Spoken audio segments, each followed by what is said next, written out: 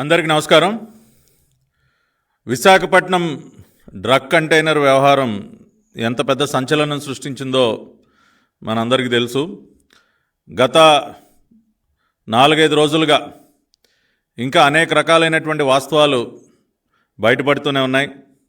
దీని వెనక ఎవరుండి ఈ వ్యవహారం అంతా నడిపిస్తూ ఉన్నారో, ఈ సంధ్య ఆక్వా ఎక్స్పోర్ట్స్ కంపెనీ యజమానులకి వైఎస్ఆర్ కాంగ్రెస్ పార్టీ పెద్దలకు ఉన్నటువంటి సంబంధాలు ఏంటో అనేక ఆధారాల ద్వారా బయటపడుతూనే ఉన్నాయి. విజయసాయిరెడ్డి వ్యవహారం కానివ్వండి, వైసీపీ నాయకత్వానికి సంబంధించి జరిగినటువంటి వ్యవహారాలు కానివ్వండి, ఆ రోజున విశాఖపట్నం పోర్టులోకి ఆగమేఘాల మీద పోలీస్ అధికారులు చేరుకుని మరి అక్కడ ఉన్నటువంటి సిబిఐ వారు చేస్తున్నటువంటి పనికి అడ్డు తగిలేటటువంటి ప్రయత్నాలు చేయటం కానివ్వండి, ఇవన్నీ చూసిన తర్వాత ఇప్పటికే ప్రజలందరికీ చాలా స్పష్టంగా అర్థమైంది.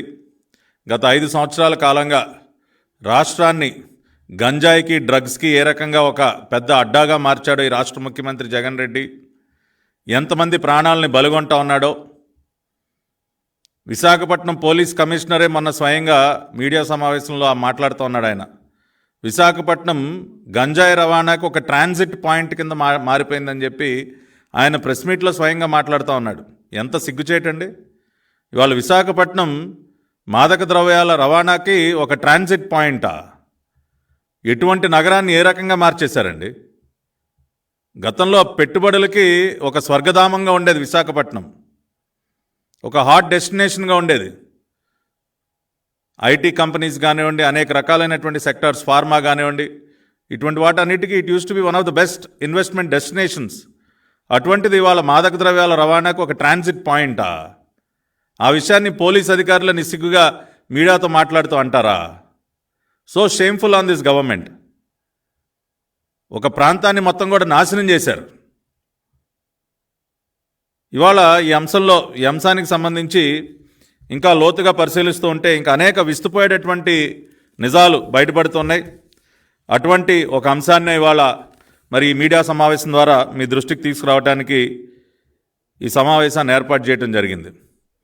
అంతేకాకుండా నిన్న మనం చూసినటువంటి ఇంకొక ప్రధానమైనటువంటి వార్త ఏంటంటే, ఈ సంధ్య ఆక్వా ఎక్స్పోర్ట్స్ కంపెనీకి చెందినటువంటి ఒక బస్సు కొత్త మూలపేట ఎస్ఈజెడ్ కాలనీ దగ్గర 2-3 రోజులుగా పక్కన ఆగి ఉండటాన్ని గమనించి అక్కడ స్థానికులు పోలీసులకి కంప్లైంట్ చేస్తే, పోలీసు వారు వచ్చి ఆ బస్సు, సంధ్య ఆక్వా ఎక్స్పోర్ట్స్ బస్సు ఏదైతే ఆగిపోయిందో 3 రోజులుగా, దాన్ని ఓపెన్ చేసి లోపల చూస్తే దానిలో అనేక రకాలైనటువంటి ఫైల్సు, హార్డ్ డిస్కులు కానివ్వండి, బ్యాంకు చెక్ బుక్స్ కానివ్వండి, మొత్తం ఆ బస్సు నిండా కూడా పరచి ఉండటాన్ని పోలీసులు గమనించడం జరిగింది. ఆ విజువల్స్ కూడా వచ్చాయి. మొత్తం లోడ్ చేసి ఉన్నాయి ఫైల్స్, చెక్ బుక్స్, హార్డ్ డిస్క్లు, కంప్యూటర్లు మొత్తం. నిజంగా ఆ రకమైనటువంటివి అక్కడ కనపడితే పోలీసు వారు ఏం చేయాలండి? దానిని ఇమ్మీడియట్గా ఈ కేసుని ఇన్వెస్టిగేట్ చేస్తున్నటువంటి సిబిఐ వారికి అప్పగించాలి. ఆ బస్సుని, ఆ బస్సులో ఉన్నటువంటి ఈ ఫైల్స్ కానీ, హార్డ్ డిస్కులు కానీ, ఇవన్నీ కూడా ఆ రకంగా సిబిఐ వారికి అప్పగించకుండా తనిఖీ చేసి మళ్ళీ పరిశ్రమ ప్రతినిధులను పిలిచి జాగ్రత్తగా వాళ్ళకే అప్పచెప్పారంట. మళ్ళీ వెనక్కి వాళ్ళకే జాగ్రత్తగా అప్పచెప్పారంట. ఎంత గొప్ప పని చేశారండి! మొన్నేమో ఆయన రవిశంకర్ అయ్యన్నార్ గారు, విశాఖపట్నం కమిషనర్ గారు, అసలు మేము పూర్తిగా సహకరిస్తూ ఉన్నాం సిబిఐకి, ఎక్కడా కూడా మా వైపు నుంచి ఎటువంటి ప్రయత్న లోపం లేదు, అన్ని రకాలుగా we are cooperating with the CBI అని చెప్పి ఆయన స్టేట్మెంట్లు ఇస్తాడు. ఇదేనా సిబిఐకి, ఇన్వెస్టిగేటివ్ ఏజెన్సీస్కి సహకరించినటువంటి? ఇదేనా దొరికినటువంటి ఫైల్స్ని, హార్డ్ డిస్క్ని, ఇవన్నిటిని కూడా వీటన్నిటిని సిబిఐ వారికి ఇవ్వకుండా మళ్ళీ ఆ కంపెనీ వాళ్ళకి, అరే వెళ్ళి దాచుకోండిరా మీరు, ఇలా రోడ్డు మీద బస్సులో పెట్టడం కాదు, ఇంకేదన్నా గోడౌన్లో దాసేయండి, లేదంటే ఎక్కడన్నా భూమిలో పాతి పెట్టేయండి అని చెప్పి మళ్ళీ వాళ్ళకి వెనక్కి ఇవ్వటం, సహకరించడం ఇన్వెస్టిగేషన్కి.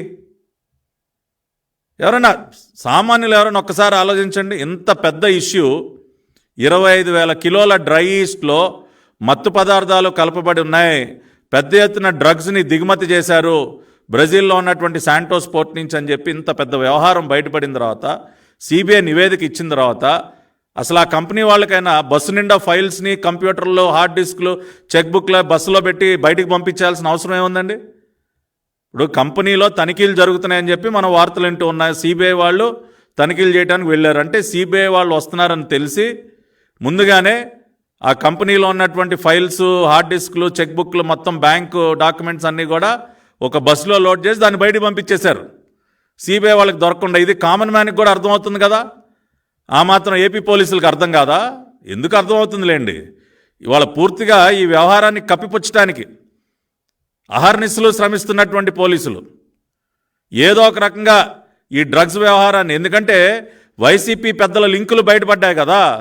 ఎప్పుడైతే వైఎస్ఆర్ కాంగ్రెస్ పార్టీ పెద్దల లింకులు బయటపడ్డాయో ఇవాళ పాపం పోలీసులు 24 గంటలు శ్రమిస్తూ ఉన్నారు. ఆ తాడేపల్లి కొంప నుంచి డైరెక్షన్స్ రాగానే ఏదో ఒక రకంగా ఈ విషయాన్ని కప్పిపెట్టేయండి, ఏదో ఒక రకంగా ఇన్వెస్టిగేషన్ జరగకుండా చూడండి, ఏదో ఒక రకంగా సిబిఐకి అడ్డు తగలండి, ఇటువంటి ఆర్డర్స్ రాగానే వాళ్ళ పోలీసులు అదే పనిలో ఉన్నారు. లేదంటే నేను అంతా రెడ్ హ్యాండెడ్గా అవన్నీ దొరికిపోతే ఎవడన్నా వెనక్కిస్తాడండి? అవన్నీ జాగ్రత్తగా తీసుకెళ్ళి పాపం వెనక్కి అప్పచెప్పారంట.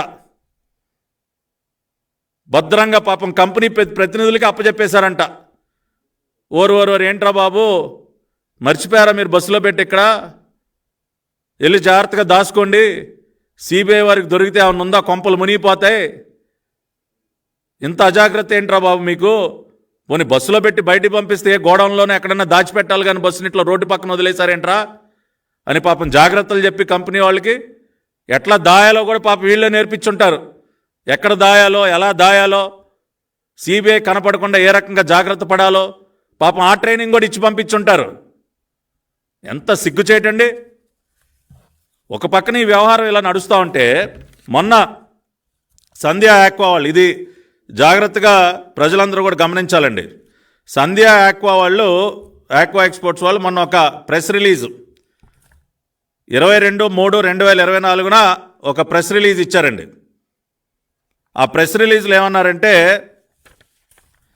మేము ఏదైతే డ్రై ఈస్ట్ని బ్రెజిల్ దేశం నుంచి ఇంపోర్ట్ చేసుకున్నామో ఆ డ్రై ఈస్ట్ కంటైనర్ని బ్రెజిల్ దేశంలో ఉన్నటువంటి వ్యవసాయ మంత్రిత్వ శాఖ, మినిస్ట్రీ ఆఫ్ అగ్రికల్చర్ వాళ్ళు దాన్ని చెక్ చేసి దాన్ని సర్టిఫై కూడా చేశారు.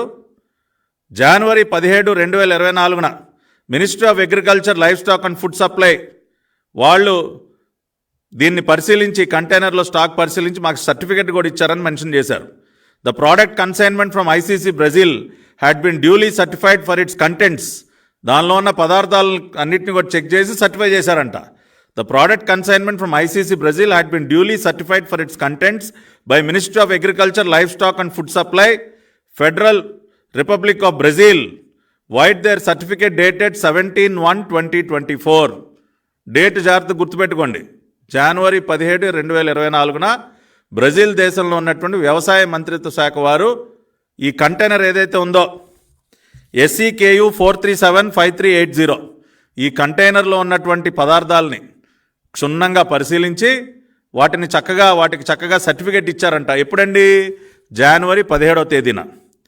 And thereafter the consignment had been shipped and reached from Santos Port Brazil via transshipment at Hamburg Port, Germany to Visakhapatnam Port, Andhra Pradesh on 16/3/2024. 17/1/2024 Ministry of Agriculture, Government of Brazil వాళ్ళు certify చేసిన తర్వాత the consignment had been shipped. Santos Port నుంచి ఈ consignment బయలుదేరి Hamburg port, Germany ద్వారా విశాఖపట్నం పోర్టుకి 16/3/2024 వచ్చిందంట. ఇది సంధ్యా ఆక్వా వాళ్ళు ఇచ్చినటువంటి ప్రెస్ నోట్లో ఉందండి. ఇప్పుడు దీనికి సంబంధించి నిజమేంటో చూద్దాం, అసలు ఏం జరిగిందో. ఈ కంటైనర్ ఏదైతే ఉందో SEKU 4375380 కంటైనర్ ఏదైతే ఉందో ఈ కంటైనర్ని శాంటోస్ పోర్ట్ నుంచి మన విశాఖపట్నం పోర్ట్ వరకు తరలించినటువంటి కంపెనీ ఏదైతే ఉందో ఆ కంపెనీ పేరు ఓషన్ నెట్వర్క్ ఎక్స్ప్రెస్ అండి.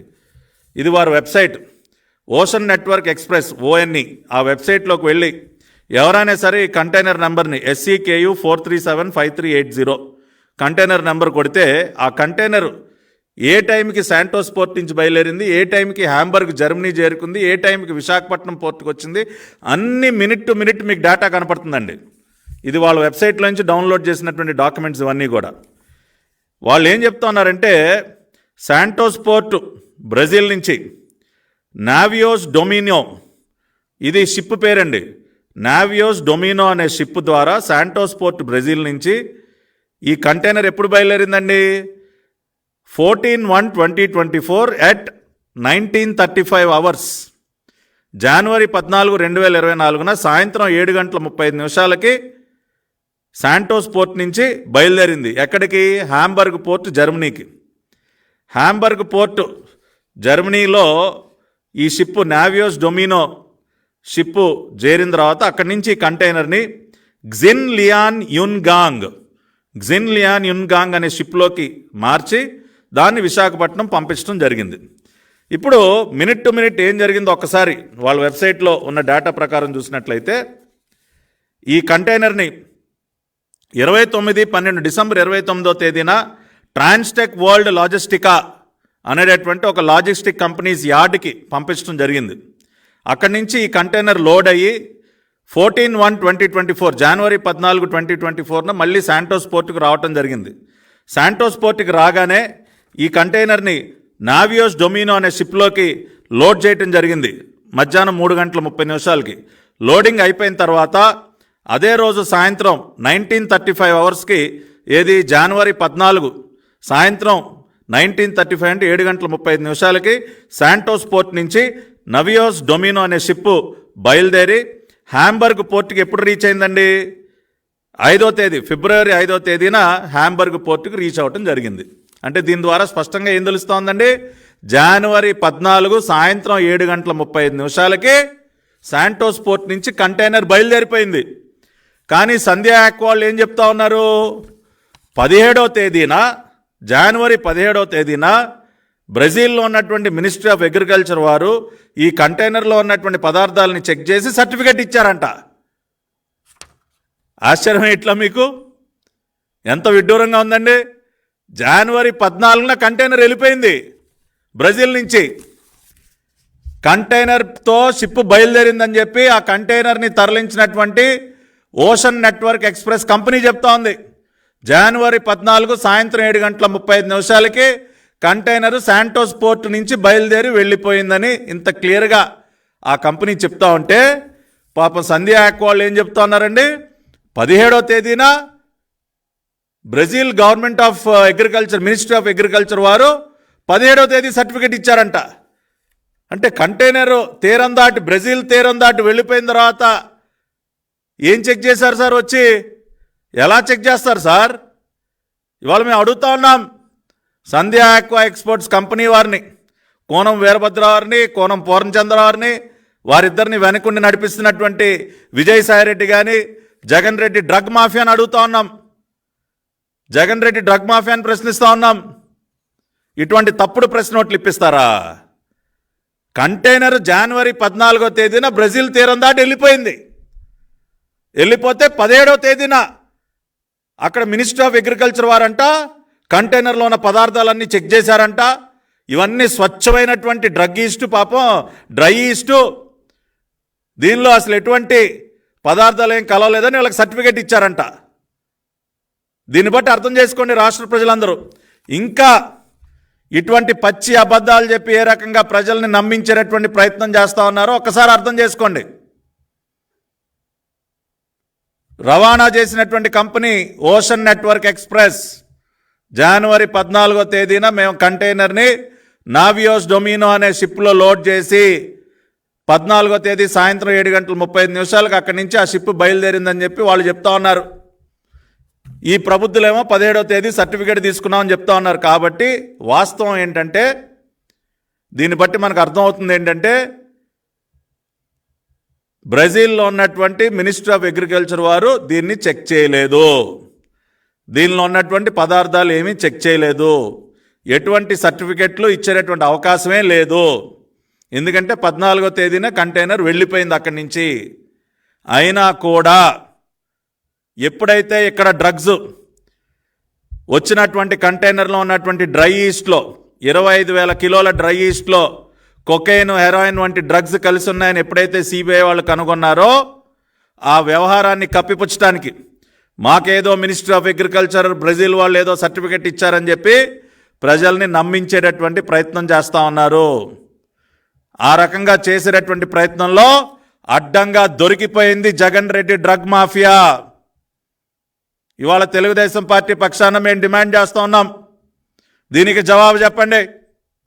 14వ తేదీన కంటైనర్ బ్రెజిల్ నుంచి బయలుదేరి వచ్చేస్తే 17వ తేదీన మీరు సర్టిఫికేట్ ఏంటా తీసుకునేది? ఎవడయా వచ్చి చెక్ చేసింది? ఇంకా ఎవరిని నమ్మించే ప్రయత్నం చేస్తారా? అడ్డంగా డ్రగ్ రవాణాలో దొరికిపోయి ఈ రకంగా తప్పుడు స్టేట్మెంట్లు ఇప్పిస్తూ ఉన్నారు. ఒక పక్కన ఈ రకంగా తప్పుడు స్టేట్మెంట్లు ఇప్పించడం, రెండో పక్కనేమో బస్సు నిండా సంధ్య ఆక్వా ఫైల్స్, హార్డ్ డిస్క్లు, కంప్యూటర్లు, చెక్ బుక్లు దొరికితే వాటినేమో భద్రంగా తీసుకెళ్ళి మళ్ళీ వాళ్ళకి అప్పచెప్తారు, సిబిఐ వాళ్ళకి అప్పచెప్పకుండా. ఇక్కడేమో పూర్తిగా అడ్డగోలుగా ఆ కంపెనీకి సహకరించడం. ఆ కంపెనీ ఏముందిలేండి, కంపెనీని వెనకొని నడిపిస్తున్నటువంటి జగన్ రెడ్డి డ్రగ్ మాఫియాకి. ఆ రోజునేమో పోర్టులో హడావుడి చేశారు, సిబిఐ వాళ్ళు తనిఖీలు చేస్తుంటే. నిన్నేమో దొరికినటువంటి బస్సుని వెనక్కి ఇచ్చేశారు. ఇంకొక పక్కనేమో ఈ రకంగా తప్పుడు ప్రెస్ నోట్లు ఇప్పిస్తూ ఉన్నారు. కాబట్టి చాలా స్పష్టంగా జరుగుతున్నటువంటి పరిణామాలన్నీ గమనిస్తే 100% కంటైనర్లో వచ్చినటువంటి డ్రై ఈస్ట్లో మత్తు పదార్థాలు ఉన్నాయి. గత 5 సంవత్సరాలుగా ఏ రకంగా రాష్ట్రాన్ని గంజాయికి, డ్రగ్స్కి ఒక అడ్డాగా మార్చేశాడో జగన్ రెడ్డి, అది ముంద్రా పోర్టు వ్యవహారం కానివ్వండి, ఆ తర్వాత పట్టుబడినటువంటి అనేక మత్తు పదార్థాల వ్యవహారంలో కానివ్వండి, పూర్తిగా ఇవాళ ఆంధ్రప్రదేశ్ని మత్తు పదార్థాలకు ఒక అడ్డాగా మార్చేసి, మరీ ముఖ్యంగా రాష్ట్ర రాజధానిని చేస్తా, అది చేస్తా, ఇది చేస్తానని చెప్పి విశాఖపట్నాన్ని ఒక డ్రగ్ క్యాపిటల్గా మార్చేసి రాష్ట్రంలో ఉన్నటువంటి యువత జీవితాలను నాశనం చేస్తూ ఉన్నాడు. ఇవాళ ఈ మత్తు పదార్థాలకి బానిసలైనటువంటి అనేక మంది ఆత్మహత్యలు చేసుకుంటా ఉన్నారు. ఇవాళ ఇంకొక సర్వే రిపోర్ట్ కూడా బయటపడింది. రాష్ట్రంలో ఆత్మహత్యలు చేసుకుంటున్నటువంటి వారిలో అధిక శాతం ఈ మత్తు పదార్థాలకి బానిసలైనటువంటి వారే ఉన్నారని చెప్పి ఇంకొక నివేదిక ఇవాళ చెప్తా ఉంది. అంటే ఒక జనరేషన్ని ఏ రకంగా నాశనం చేస్తూ ఉన్నాడో చూడండి ఈ రాష్ట్ర ముఖ్యమంత్రి. కేవలం తన ధనదాహాన్ని తీర్చుకోవటం కోసం ఈ రకంగా మన బిడ్డల్ని మత్తు పదార్థాలకి బానిసలను చేసి వేల కోట్ల రూపాయలు దిగమింగుతో మన బిడ్డల జీవితాలతో ఆడుకుంటా ఉన్నాడు ఈ రాష్ట్ర ముఖ్యమంత్రి. ఇవాళ నేను ఒకసారి ఈ ప్రెస్ మీట్ చూస్తున్న వారిని కూడా నేను కోరుతా ఉన్నా, మీ చేతిలో ఉన్నటువంటి స్మార్ట్ ఫోన్ తీసుకోండి,